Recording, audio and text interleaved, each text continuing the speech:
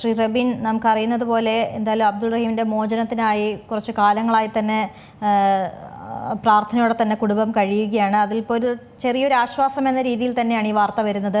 20 വർഷം എന്നുള്ളത് തന്നെയാണ് ഇപ്പോൾ നിലവിലത്തെ ഒരു നിയമത്തിൽ പറയുന്നത്. അതായത് എത്രയും വേഗം തന്നെ അദ്ദേഹത്തിന് ജയിൽ മോചിതനാകാം എന്നുള്ളതാണ്. ഇപ്പോൾ അവിടുത്തെ നിയമവശങ്ങളൊക്കെ നമുക്കറിയുന്നത് പോലെ അത്രത്തോളം സ്ട്രിക്റ്റ് ആയിരിക്കും. എന്നാലും ചോദിക്കുകയാണ്, എങ്ങനെയാണ് ഇനിയുള്ളൊരു നിയമപരമായ രീതികൾ എങ്ങനെയാണ്? ഈ 20 വർഷം തികയുന്നതോടുകൂടി തന്നെ അദ്ദേഹത്തിന് എത്രയും വേഗം തന്നെ പുറത്തിറങ്ങാൻ സാധിക്കുമെന്ന് നമുക്ക് കരുതാമോ? സമൂഹത്തിന്റെ മനസ്സാക്ഷി ഒന്നടങ്കം റഹീമിനൊപ്പം ഒരു കരുതലായി ഒന്നിച്ച് ചേർന്ന് ധനസമാഹരണം നടത്തി ഈ നാട്ടിലെ പണ്ഡിതനും പാമരനും എല്ലാം ഒന്നിച്ചു നിന്നുകൊണ്ടുള്ള ഒരു കളക്റ്റീവ് മൂവ്മെന്റിന്റെ ഭാഗമായിട്ട് അദ്ദേഹത്തിന്റെ വിഷയത്തിൽ ഒരു ദിയാപണം നൽകാനും മറ്റും ഒത്തൊരുമിച്ചൊരു കാഴ്ച കണ്ട ഒരു വിഷയമാണ്. കേരളത്തിലെ സമാനതകളില്ലാത്ത ഒരു അപൂർവ ചരിത്രമാണ് റഹീമിന്റെ കേസിൽ ഉണ്ടായിരുന്നത്. അതുകൊണ്ട് തന്നെ കേരള സമൂഹം ഏറെ സന്തോഷത്തോടെ ഒരു ലിസൺ ചെയ്യുന്ന വാർത്തയായിട്ട് നമുക്കിതിനെ കാണാം. നോക്കൂ, 20 വർഷം എന്ന് പറയുന്നത് ഒരു മനുഷ്യായുസിന്റെ ഒരു നല്ല ഭാവി അദ്ദേഹം ജയിലിൽ ചിലവഴിക്കുന്ന ഒരു സാഹചര്യമാണ്. വിചാരണ കോടതിയുടെ വിധി ശരിവെക്കുന്ന അപ്പീൽ കോടതി വിധി വരുമ്പോൾ പ്രതിഭാഗം ചൂണ്ടിക്കാണിക്കുന്നത് നമുക്ക് ശ്രദ്ധിക്കാം. 19 വർഷത്തോളം ഈ പറയുന്ന ജയിൽ വാസം എന്നത് പരിഗണിക്കുകയാണെങ്കിൽ അത് മതിയല്ലോ. അതിനെ ഒരു വലിയ ഒരു ശിക്ഷാ കാലയളവായി പരിഗണിച്ചുകൊണ്ട് 19 ചുരുക്കി അദ്ദേഹത്തിനെ മോചിതനാക്കാനുള്ള ശ്രമങ്ങൾക്ക് ഊന്നൽ നൽകിക്കൊണ്ടുള്ള ഒരു വാദം അപ്പീൽ കോടതിയിൽ നടന്നു എന്ന് നമുക്ക് മനസ്സിലാക്കാം. പക്ഷെ എങ്കിലും ഈ പറയുന്ന മിഡിൽ ഈസ്റ്റ് രാജ്യങ്ങളിലെ നിയമവ്യവസ്ഥതയിൽ ഉള്ള ആ ഒരു അതിന് പറയുന്നത് തന്നെ കണ്ണിന് പകരം കണ്ണ്, പല്ലിന് പകരം പല്ല് എന്ന നയത്തിൽ ഊന്നിക്കൊണ്ടുള്ള ഒരു റിട്രിബ്യൂട്ടീവ് തിയറി ഓഫ് പണിഷ്മെന്റ് എന്നാണ് നമുക്ക് പറയാവുന്നത്. അപ്പൊ അത്തരത്തിൽ ഉള്ള ഒരിടത്ത് നിന്ന് ഒരു വധശിക്ഷയ്ക്ക് വിധിക്കപ്പെട്ട ഒരാളുടെ കാര്യത്തിൽ അത് പിന്നീട് ദിയാപണം നൽകുക വഴി അത് കുറയ്ക്കുകയും 20 വർഷം എന്നതിലേക്ക് എത്തുകയും ചെയ്യുന്നത് തന്നെ വലിയൊരു സമാശ്വാസമാണ്. Nothing is better than something, something is better than nothing എന്ന് പറയുന്ന രീതിയിൽ ഉള്ളത് കൊണ്ട് അദ്ദേഹത്തിന്റെ ജീവൻ തിരികെ കിട്ടി എന്നതുകൊണ്ട് തന്നെ നമ്മുടെ സമൂഹത്തിലെ നമ്മുടെ റഹീം സഹോദരന്റെ കുടുംബങ്ങൾക്ക് എല്ലാം അത് വലിയൊരു ആശ്വാസമായിരിക്കും.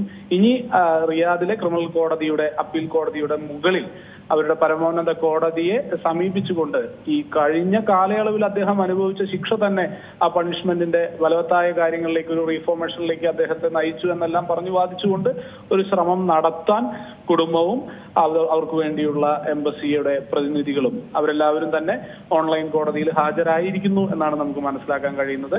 ഇപ്പൊ 19 വർഷം പിന്നിട്ട ഒരു സാഹചര്യം ചൂണ്ടിക്കാണിച്ചുകൊണ്ട് അപ്പീൽ കോടതിക്ക് മുകളിലേക്ക് ക്രിമിനൽ ജസ്റ്റിസ് സിസ്റ്റം അവർക്ക് നൽകുന്ന എല്ലാ പരിമിതികൾക്കുള്ളിലെ പരമാവധിയെ തേടിക്കൊണ്ട് റിയാദിലെ അപ്പീൽ കോടതിയുടെ മുകളിലേക്ക് സൗദിയുടെ ക്രിമിനൽ ജസ്റ്റിസ് സിസ്റ്റത്തിന്റെ പരമോന്നത നീതിപീഠത്തിലേക്ക് റഹീമിനും കുടുംബത്തിനും സഞ്ചരിച്ചെത്താനും അതിലൊരു ശാശ്വത പരിഹാരം കണ്ടെത്താനും സാധിക്കുമെന്ന് കരുതാം. എന്നാലും ഇനിയുള്ള ഒരു വർഷ കാലയളവിന്റെ ഒരു സമയം മാത്രമാണ് എന്നിരിക്കെ തന്നെ ഏറെ വൈകാതെ അദ്ദേഹത്തിന്റെ മോചനം സാധ്യമായേക്കും. അതുതന്നെയാണ് എന്തായാലും വലിയ രീതിയിൽ തന്നെ പ്രതീക്ഷിച്ചിരിക്കുകയാണ് അദ്ദേഹത്തിൻ്റെ കുടുംബം. അത്രത്തോളം നമ്മൾ ചർച്ചയാക്കിയ ഒരു വിഷയം കൂടിയാണിത്. റബിൻ തുടരുന്നുണ്ട്. റബിൻ, നേരത്തെ പറഞ്ഞതുപോലെ ഒരു മേൽക്കോടതിയെ സമീപിക്കുകയാണെങ്കിൽ ഒരു പക്ഷേ ഈ 20 വർഷക്കാലം അദ്ദേഹം അനുഭവിച്ച ആ ശിക്ഷാവിധി തന്നെ മതിയാകും എന്നുള്ള തരത്തിലേക്ക് അവർക്ക് വേണമെങ്കിൽ തീരുമാനമെടുക്കാമല്ലോ, അല്ലേ? അതല്ല, ഇനി 20 വർഷത്തിന് മേൽ വീണ്ടും ശിക്ഷ നൽകണം എന്നുള്ളൊരു വിധിയിലേക്ക് പോകാൻ ഇനിയൊരു സാധ്യതയുണ്ടോ?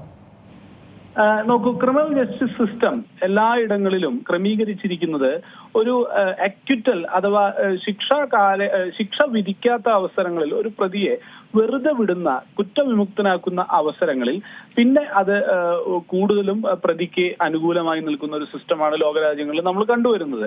അതനുസരിച്ചിട്ട് ഒരു വട്ടം കുറ്റവിമുക്തനാക്കുകയാണെങ്കിൽ പിന്നീട് അപ്പീൽ കോടതികൾ അത് കൺവേർട്ട് ചെയ്യുന്ന സാഹചര്യങ്ങളിൽ മേൽക്കോടതിയിൽ, പരമോന്നത കോടതിയിൽ, സുപ്രീം കോടതിയിലൊക്കെ പോകുന്ന ഒരു സമയത്ത് വീണ്ടും പ്രതിക്ക് അനുകൂലമായ ഒരു നിലപാടെടുക്കുന്നത് കാണാം. എന്നാൽ ഈ പ്രത്യേകിച്ച് ശിക്ഷാവിധി കുറഞ്ഞുപോയി എന്ന ഒരു പരാതി കുടുംബാംഗങ്ങൾ ബന്ധപ്പെട്ടവരൊക്കെ മുന്നോട്ട് വയ്ക്കുന്ന വിഷയങ്ങളിൽ ഇപ്പോൾ ലോകം മുഴുവൻ മാറിക്കൊണ്ടിരിക്കുന്ന ഒരു സാഹചര്യത്തിൽ ഒരു വിക്ടിമോളജിയുടെ ഒരു പ്രസരം നമുക്ക് കാണാൻ സാധിക്കും.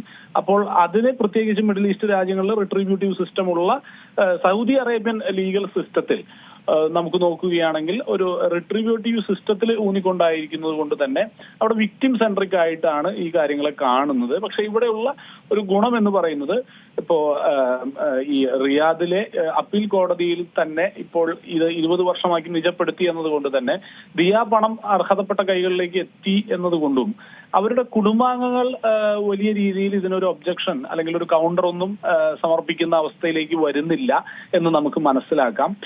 സ്റ്റേറ്റിനോട് അവർ കൂടുതൽ ശിക്ഷ വേണമെന്നോ റഹീമിനെ ഇനിയും ബുദ്ധിമുട്ടിക്കണമെന്നോ ഒരു പരാതിയോ ഒരു പരിഭവമോ പറയാത്ത ഒരു സാഹചര്യം ഈ ദിയ പണം അവർ സ്വീകരിക്കുന്നത് വഴി അതിന്റെ ലീഗൽ ഫോർമാലിറ്റീസ് കഴിയുക വഴി ഉണ്ടാകുന്നുണ്ട്.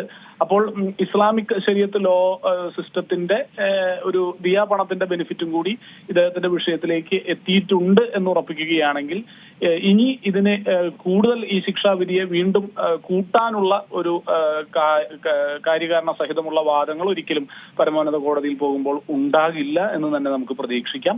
പകരം കഴിഞ്ഞുപോയ കാലം പരിഗണിച്ചുകൊണ്ട് ഇപ്പോൾ 19 വർഷത്തോളം 19 വർഷവും 3 മാസവും അല്ലെങ്കിൽ 19 വർഷം 5 മാസവും ആ സമയം പരിഗണിച്ചുകൊണ്ട് അദ്ദേഹത്തിന് 20 വർഷം തികയാതെ തന്നെ വിട്ടയക്കാനുള്ള നടപടികളിലേക്കുള്ള വാദങ്ങളായിരിക്കും ഇനി മുകളിലേക്ക് മേൽക്കോടതിയിലേക്ക് പോകുമ്പോൾ പരമോന്നത കോടതിയിൽ നടക്കുക എന്ന് നമുക്ക് മനസ്സിലാക്കാം. അപ്പോ കോർട്ട് ഓഫ് അപ്പീൽസ്, നമ്മളിവിടെ ഹൈക്കോടതി എന്ന് പറഞ്ഞാലും സൗദി അറേബ്യയുടെ ഒരു രീതി അനുസരിച്ച് കോർട്ട് ഓഫ് അപ്പീലുകളിലാണ് റിയാദിൽ ഈ വാദങ്ങൾ നടന്നതെന്നാണ് നമുക്ക് മനസ്സിലാക്കാവുന്നതാണ്. കോർട്ട് ഓഫ് അപ്പീൽസ് കഴിഞ്ഞാൽ പിന്നെ അവരുടെ ഹൈക്കോടതി എന്ന പേരിൽ വിവക്ഷിക്കാവുന്ന അറേബ്യൻ പദപ്രയോഗത്തിലുള്ള പരമോന്നത കോടതിയിലേക്കാണ്, ഉയർന്ന കോടതിയായ ഹൈക്കോടതിയിലേക്കാണ് ഇവർക്ക് എത്താവുന്നത്. ശരി, വളരെ നന്ദി ശ്രീ റബിൻ പ്രതികരിച്ചതിന്. ഏറ്റവും പുതിയ വാർത്തകളും വിശേഷങ്ങളും വിരൽത്തുമ്പിലറിയാൻ സീ മലയാളം ന്യൂസ് എല്ലാ ഡിജിറ്റൽ പ്ലാറ്റ്ഫോമുകളിലും ലഭ്യം.